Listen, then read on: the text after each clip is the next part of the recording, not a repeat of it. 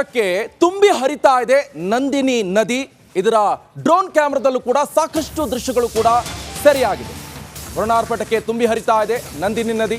ನದಿಯ ಅದ್ಭುತ ದೃಶ್ಯ ಡ್ರೋನ್ ಕ್ಯಾಮೆರಾದಲ್ಲಿ ಸೆರೆಯಾಗಿದೆ. ಕಟೀಲು ದುರ್ಗಾ ಪರಮೇಶ್ವರಿ ಕ್ಷೇತ್ರದಲ್ಲಿರುವಂತಹ ನದಿ ಇದು. ದೇವಸ್ಥಾನವನ್ನು ಕೂಡ ಆವರಿಸಿದೆ ಈ ನದಿ. ವಿಹಂಗಮ ನೋಟ ಡ್ರೋನ್ ಕ್ಯಾಮೆರಾದಲ್ಲಿ ಸೆರೆಯಾಗಿದೆ. ದೃಶ್ಯವನ್ನು ಕೂಡ ನೀವು ಗಮನಿಸಬಹುದು. ಪೌರಾಣಿಕ ಹಿನ್ನೆಲೆಯನ್ನ ಒಳಗೊಂಡಿರುವಂತಹ ನಂದಿನಿ ನದಿ ಇದು.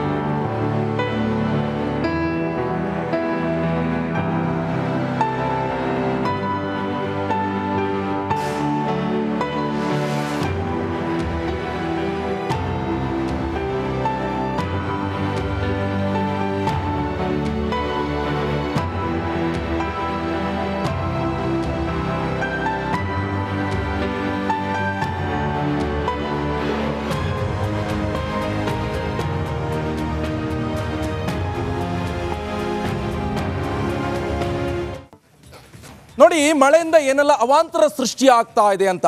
ಕಪಿಲಾ ಪ್ರವಾಹಕ್ಕೆ ದೇವರಿಗೆ ಈಗ ಜಲ ದಿಗ್ಬಂಧನ. ನಂಜನಗೂಡು ದೇವಾಲಯಕ್ಕೆ ಜಲಕಂಟಕ ಎದುರಾಗಿದೆ. ಡ್ರೋನ್ ಕ್ಯಾಮೆರಾದಲ್ಲಿ ಜಲಾಸುರನ ದರ್ಶನ ಕೂಡ ಆಗಿದೆ. ಕಪಿಲಾ ನದಿಯ ಸ್ನಾನಘಟ್ಟ, ಪರಶುರಾಮ ದೇವಸ್ಥಾನ, ಅಯ್ಯಪ್ಪ ಸ್ವಾಮಿ ದೇವಸ್ಥಾನ ಎಲ್ಲವೂ ಕೂಡ ತಗ್ಗು ಪ್ರದೇಶದಲ್ಲಿ ಈಗ ಮುಳುಗಡೆಯಾಗಿದೆ. ವರ್ಣಾರ್ಪಟಕ್ಕೆ ಇವೆಲ್ಲವೂ ಕೂಡ ಅವಾಂತರ ಸೃಷ್ಟಿಯಾಗಿರುವಂಥದ್ದು. ಇದು ಮೈಸೂರಿನಲ್ಲಿ ಕಪಿಲಾ ನದಿ ಪ್ರವಾಹಕ್ಕೆ ದೇವರಿಗೂ ಕೂಡ ಜಲ ದಿಗ್ಬಂಧನ. ನಂಜನಗೂಡು ದೇವಾಲಯಕ್ಕೆ ಜಲಕಂಟಕ ಎದುರಾಗಿದೆ.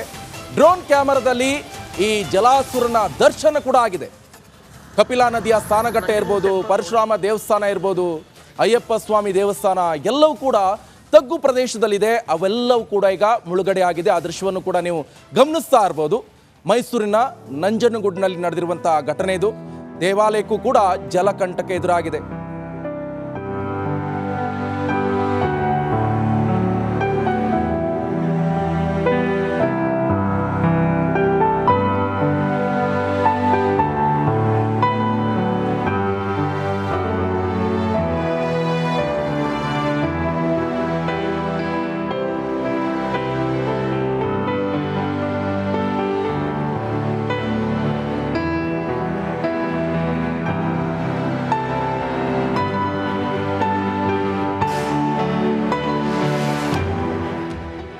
ಕಬಿನಿ ಜಲಾಶಯ ಸಂಪೂರ್ಣವಾಗಿ ಭರ್ತಿಯಾಗಿದೆ. ಈಗಾಗಲೇ ಜಲಾಶಯದಿಂದ 70,000 ಕ್ಯೂಸೆಕ್ಸ್ ನೀರು ಬಿಡ್ತಾ ಇರೋ ಹಿನ್ನೆಲೆಯಲ್ಲಿ ನಂಜನಗೂಡಿನ ಕಪಿಲಾ ನದಿ ಮೈದುಂಬೇರಿತಾ ಇದೆ. ನಾನೀಗ ಸದ್ಯ ಮೈಸೂರು ಜಿಲ್ಲೆಯ ದಕ್ಷಿಣ ಕಾಶಿಯಲ್ಲಿ ಕರೆಯಲ್ಪಡುವಂತಹ ನಂಜನಗೂಡಲ್ಲಿದ್ದೇನೆ.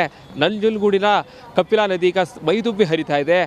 ಸಾಕಷ್ಟು ರಭಸವಾಗಿ ನೀರು ನುಗ್ತಾ ಇರುವಂಥದ್ದು. ಈಗಾಗಲೇ 70,000 ಕ್ಯೂಸೆಕ್ಸ್ ನೀರು ಬಿಟ್ಟ ಕಾರಣಕ್ಕಾಗಿ ಈಗಾಗಲೇ ರಾಷ್ಟ್ರೀಯ ಹೆದ್ದಾರಿ 766 ಸಂಪೂರ್ಣವಾಗಿ ಬಂದಾಗಿದೆ. ಸೊ ಈ ಒಂದು ಹಿನ್ನೆಲೆಯಲ್ಲಿ ಎರಡು ರಾಜ್ಯಗಳಿಗೆ, ಕೇರಳ ಮತ್ತು ತಮಿಳುನಾಡಿಗೆ ಹೋಗುವಂತಹ ರಸ್ತೆ ಕೂಡ ಸಂಪರ್ಕ ಕಟ್ಟಾಗಿರುವಂಥದ್ದು. ಜೊತೆಗೆ ನಂಜನಗೂಡಿನ ಸ್ನಾನಘಟ್ಟ ಸಂಪೂರ್ಣವಾಗಿ ಮುಳುಗಡೆ ಆಗಿದೆ. ಜೊತೆಗೆ ಈಗಾಗಲೇ ನೀರಿಗೆ ಸ್ನಾನ ಮಾಡೋದಕ್ಕೆ ಯಾರು ಇಳಿಬಾರ್ದು ಅಂತೇಳಿ ಈಗಾಗಲೇ ಮುಂಜಾಗ್ರತಾ ಕ್ರಮವಾಗಿ ಸಾಕಷ್ಟು ಬ್ಯಾರಿಕೇಡ್ಗಳನ್ನು ಹಾಕಿ ಈಗಾಗಲೇ ಇಲ್ಲಿಗೆ ಬರುವಂಥವ್ರಿಗೆ ನಿಷೇಧವನ್ನು ಹೇರಲಾಗಿದೆ. ಜೊತೆಗೆ ಇಲ್ಲಿ ಹಣ್ಣು ಕಾಯಿ ಮಾರ್ತಾ ಇದ್ದಂತಹ ಅಂಗಡಿಗಳಿಗೂ ಕೂಡ ಸಂಪೂರ್ಣವಾಗಿ ನೀರಿನಿಂದ ಮುಳುಗಡೆ ಆಗಿರುವಂಥದ್ದು. ಇನ್ನು ಪಕ್ಕದಲ್ಲಿರುವಂತಹ ಮುಡಿ ಮಾಡುವಂತಹ ಜಾಗ ಕೂಡ ಈಗ ಸಂಪೂರ್ಣವಾಗಿ ನೀರಿನಿಂದ ಮುಳುಗಡೆ ಆಗಿರೋ ಕಾರಣಕ್ಕಾಗಿ ಮುಡಿ ಮಾಡುವಂತಹ ಸ್ಥಳವನ್ನು ಕೂಡ ಬೇರೆಡೆಗೆ ಸ್ಥಳಾಂತರ ಮಾಡಲಾಗಿದೆ. ಜೊತೆಗೆ ಸ್ನಾನಘಟ್ಟದ ಪಕ್ಕದಲ್ಲಿರುವಂತಹ ಅಯ್ಯಪ್ಪ ಸ್ವಾಮಿ ದೇವಾಲಯಕ್ಕೂ ಕೂಡ ಈಗಾಗಲೇ ಜಲ ದಿಗ್ಬಂಧನ ಆಗಿರುವಂಥದ್ದು. ಸಂಪೂರ್ಣವಾಗಿ ಅಯ್ಯಪ್ಪ ಸ್ವಾಮಿ ದೇವಸ್ಥಾನಕ್ಕೆ ನೀರು ನುಗ್ಗಿರೋ ಕಾರಣಕ್ಕಾಗಿ ದೇವಾಲಯ ಕೂಡ ಬಂದ್ ಮಾಡಲಾಗಿದೆ. ಈಗಾಗಲೇ ನಂಜನಗೂಡಿನ ತಗ್ಗು ಪ್ರದೇಶಗಳಲ್ಲಿ ಈಗಾಗಲೇ ಪ್ರವಾಹದ ಭೀತಿ ಎದುರಾಗಿದೆ. ಜೊತೆಗೆ ಈಗಾಗಲೇ ಹದಿನಾರು ಮಂಟಪ ಇರ್ಬೋದು, ಪರಶುರಾಮನ ದೇವಸ್ಥಾನ ಇರ್ಬೋದು, ಎಲ್ಲವೂ ಕೂಡ ನೀರಿನಿಂದ ಸಂಪೂರ್ಣವಾಗಿ ಮುಳುಗಡೆ ಆಗಿರುವಂಥದ್ದು. ನೀವೀಗ ನೋಡ್ತಾ ಇರುವಂತಹ ದೃಶ್ಯ ಇದು ಕಪಿಲಾ ನದಿಯ ನಂಜನಗೂಡು ದೇವಾಲಯ ಮುಂಭಾಗದಲ್ಲಿರುವಂತಹ ಹರಿಯುವಂತಹ ನದಿ ಇದು. ಸಾಕಷ್ಟು ವೇಗವಾಗಿ ಒಂದು ಬೋರ್ಗರದಿಂದ ಈಗಾಗಲೇ ಹರಿದು ಹೋಗ್ತಾ ಇರುವಂಥದ್ದು. ಸುಮಾರು 70,000 ಕ್ಯೂಸೆಕ್ಸ್ ನೀರು ಬಿಟ್ಟರ ಕಾರಣಕ್ಕಾಗಿ ಸಾಕಷ್ಟು ಪ್ರವಾಹದ ಭೀತಿ ಎದುರಾಗಿದೆ. ಇಲ್ಲೂ ಕೂಡ ಸಾಕಷ್ಟು ಮಳೆಯಾಗುವಂತಹ ನಿರೀಕ್ಷೆ ಇದೆ. ಸೊ ಇನ್ನೂ ಹೆಚ್ಚಿನ ಪ್ರಮಾಣದಲ್ಲಿ ನೀರನ್ನು ಹೊರಬಿಟ್ಟಲ್ಲಿ ಮತ್ತಷ್ಟು ನಂಜನಗೂಡಿನ ತಗ್ಗು ಪ್ರದೇಶಗಳಿಗೂ ಕೂಡ ನೀರು ನುಗ್ಗುವಂತಹ ಸಾಧ್ಯತೆ. ಸೊ ಹೀಗಾಗಿ ಸಾಕಷ್ಟು ಮುಂಜಾಗ್ರತಾ ಕ್ರಮಗಳನ್ನು ತೆಗೆದುಕೊಳ್ಬೇಕು ಅಂತೇಳಿ ಈಗಾಗಲೇ ಜಿಲ್ಲಾಡಳಿತ ಕೂಡ ಸಾಕಷ್ಟು ಸುರಕ್ಷತಾ ಕ್ರಮಗಳನ್ನು ತೆಗೆದುಕೊಂಡಿದೆ. ಒಟ್ಟಾರೆ ಹೇಳೋದಾದರೆ ಕಪಿಲಾ ನದಿ ಮೈದುಂಬಿ ಹರಿತಾ ಇದೆ. ಸಾಕಷ್ಟು ಪ್ರವಾಹದ ಭೀತಿ ಕೂಡ ಈಗ ನಂಜನಗೂಡಿನಲ್ಲಿ ಎದುರಾಗಿರುವಂಥದ್ದು. ಕ್ಯಾಮ್ರಾ ಪರ್ಸನ್ ಸಚಿನ್ ಜೊತೆಗೆ ವಿನೋದ್ ಪಡವರಳ್ಳಿ, ರಿಪಬ್ಲಿಕ್ ಕನ್ನಡ. ಈ ಕಾರವಾರದಲ್ಲಿ ನಡೆದಿರುವಂತಹ ಈ ಗುಡ್ಡ ಕುಸಿತ ಪ್ರಕರಣ ವಿಚಾರಕ್ಕೆ ಸಂಬಂಧಪಟ್ಟಂತೆ ಕುಮಾರಸ್ವಾಮಿ ಅವರು ಕೂಡ ಈ ಪ್ರದೇಶಕ್ಕೆ ಭೇಟಿಯನ್ನ ಕೊಟ್ಟಿದ್ದಾರೆ. ಜಿಲ್ಲಾಧಿಕಾರಿ ಅವರಲ್ಲಿ ಮಾಹಿತಿಯನ್ನ ಪಡೆದುಕೊಂಡಿದ್ದಾರೆ. ಕಾರವಾರದಲ್ಲಿ ಗುಡ್ಡ ಕುಸಿದು ದುರಂತ ಸಂಭವಿಸಿದೆ. ಶಿರೂರು ಗ್ರಾಮಕ್ಕೆ ಕೇಂದ್ರ ಸಚಿವ ಕುಮಾರಸ್ವಾಮಿ ಭೇಟಿ ಕೊಟ್ಟಿದ್ದಾರೆ. ಗುಡ್ಡ ಕುಸಿತ ಪ್ರದೇಶವನ್ನ ವೀಕ್ಷಿಸಿದ್ದಾರೆ ಕುಮಾರಸ್ವಾಮಿ. ಜಿಲ್ಲಾಧಿಕಾರಿ ಅವರಿಂದ ಮಾಹಿತಿಯನ್ನ ಪಡ್ಕೊಂಡಿದ್ದಾರೆ HDK.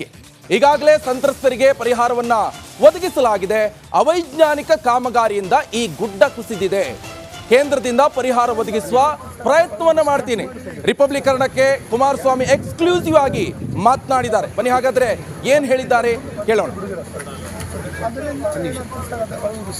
ಉತ್ತರ ಕನ್ನಡ ಜಿಲ್ಲೆಯ ಗುಡ್ಡ ಕುಸಿತ ಪ್ರದೇಶಕ್ಕೆ ಇವತ್ತು ಕೇಂದ್ರ ಸಚಿವರಾದಂತಹ ಕುಮಾರಸ್ವಾಮಿ ಅವರು ಆಗಮಿಸಿದ್ದಾರೆ. ಈ ಬಗ್ಗೆ ಅವರನ್ನು ಮಾತಾಡಿಸೋಣ. ಸರ್, ಈಗ ಜುಲೈ 16ರಂದು ಸರ್ ಗುಡ್ಡ ಕುಸಿತ ಆಗಿದೆ, ಮತ್ತೆ ತಾವು ಕೂಡ ಭೇಟಿ ಕೊಟ್ಟಿದ್ರು ಸರ್, ಅಧಿಕಾರಿಗಳಿಂದ ಮಾಹಿತಿ ಬರ್ಕೊಂಡು ಸರ್. ಈಗ ಗುಡ್ಡ ಕುಸಿತ 16ನೇ ತಾರೀಕಿನಂದು ಆಗಿರತಕ್ಕಂಥ ಘಟನೆ ಏನಿದೆ,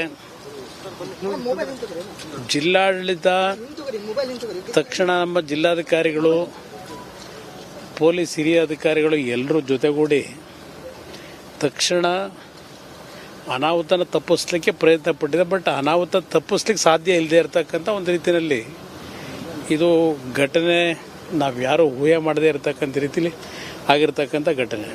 ಈ ಒಂದು ಇತ್ತೀಚಿನ ದಿನಗಳಲ್ಲಿ ನಮ್ಮ ರಾಜ್ಯದಲ್ಲೂ 2018ರಲ್ಲಿ ಕೊಡಗಿನಲ್ಲೂ ಆದಂಥದ್ದು ಘಟನೆಗಳು ನಾವು ನೋಡಿದ್ದೇವೆ.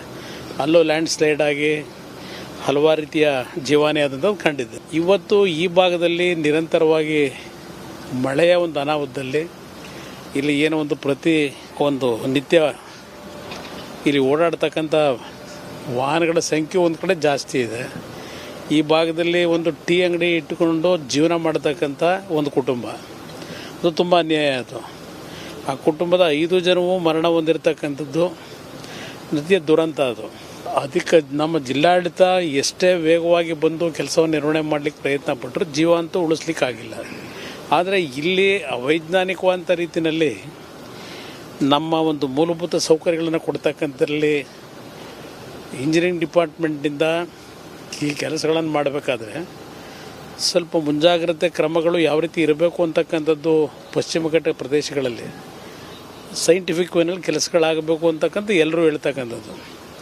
ಇದು ಇಂಥ ಒಂದು ಘಟನೆ ನಿಜಕ್ಕೂ ನಮ್ಮೆಲ್ಲರಿಗೂ ಆಶ್ಚರ್ಯ ತರ್ತಕ್ಕಂಥದ್ದು.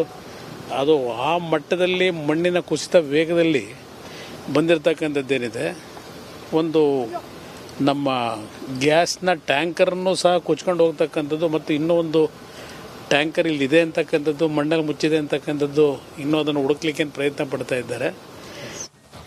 ನೋಡಿ, ಇಷ್ಟು ಮಾತ್ರವಲ್ಲ, ಈ ಉತ್ತರ ಕನ್ನಡ ಜಿಲ್ಲೆಯಲ್ಲಿ ಮುಂದುವರಿದ ಮಳೆ ಆರ್ಭಟ. ಕದ್ರಾದ ಮಹಾಮಾಯಿ ದೇವಸ್ಥಾನ ಈಗ ಜಲಾವೃತವಾಗಿದೆ. ಡ್ಯಾಮ್ನಿಂದ ಕಾಳಿ ನದಿಗೆ ನೀರು ಕೂಡ ಬಿಡುಗಡೆ ಆಗ್ತಾ ಇದೆ.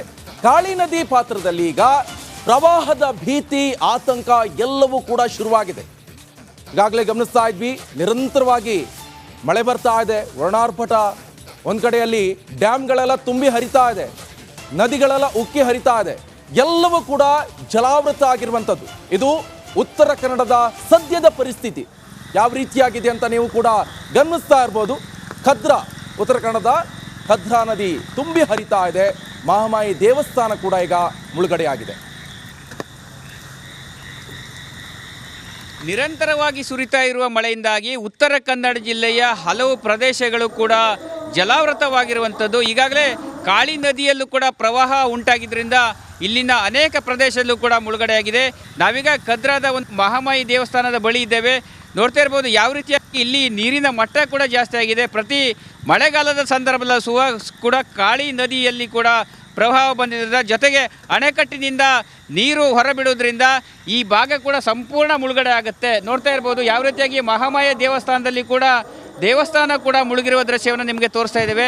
2019 ಮತ್ತು 2021 ಸಂದರ್ಭದಲ್ಲೂ ಕೂಡ ಈ ದೇವಾಲಯ ಸಂಪೂರ್ಣವಾಗಿ ಮುಳುಗಡೆಯಾಗಿತ್ತು. ಇದೀಗ ಅಣೆಕಟ್ಟಿನ 8 ಗೇಟ್ಗಳಿಂದ ನೀರನ್ನು ಹೊರಬಿಡಲಾಗುತ್ತಿದೆ. 45,000 ಕ್ಯೂಸೆಕ್ ನೀರನ್ನು ಹೊರಬಿಡಲಾಗ್ತಿದೆ. ಹೀಗಾಗಿ ಇಲ್ಲಿ ನೀರು ತುಂಬಿ ದೇವಸ್ಥಾನ ಕೂಡ ಸಂಪೂರ್ಣ ಮುಳುಗಡೆಯಾಗಿದೆ. ಹೀಗಾಗಿ ಇಲ್ಲಿನ ತಗ್ಗು ಪ್ರದೇಶಗಳ ನಾಗರಿಕರು ಕೂಡ ಸಂಪೂರ್ಣ ತೊಂದರೆಯನ್ನು ಕೂಡ ಅನುಭವಿಸ್ತಾ ಇದ್ದಾರೆ. ಉತ್ತರ ಕನ್ನಡ ಜಿಲ್ಲೆ ಕಾಳಿ ನದಿ ತೀರದಲ್ಲ ಪ್ರದೇಶದ ನಾಗರಿಕರ ಆತಂಕ ಕೂಡ ಹೆಚ್ಚಾಗಿದೆ. ಯಾಕಂತ ಹೇಳಿದ್ರೆ ಈಗಾಗಲೇ 8 ಗೇಟ್ಗಳ ಮೂಲಕ ನೀರನ್ನು ಹೊರಬಿಡುತ್ತಾ ಇರುವುದರಿಂದ ಕಾಳಿ ನದಿಯ ಎಡ ಮತ್ತು ಬಲದಂಡೆ ಪ್ರದೇಶಗಳ ನಾಗರಿಕರು ಆತಂಕದಿಂದಲೇ ಕಾಲ ಕಳೆಯುವ ಪರಿಸ್ಥಿತಿ ನಿರ್ಮಾಣವಾಗಿರುವಂಥದ್ದು. ಕ್ಯಾಮ್ರಾ ಪರ್ಸನ್ ಕಿಶನ್ ಗುರು ಜೊತೆ ನಾನು ಶೇಷಗಿರಿ ಮುಂಡಳ್ಳಿ, ರಿಪಬ್ಲಿಕ್ ಕನ್ನಡ, ಕಾರವಾರ.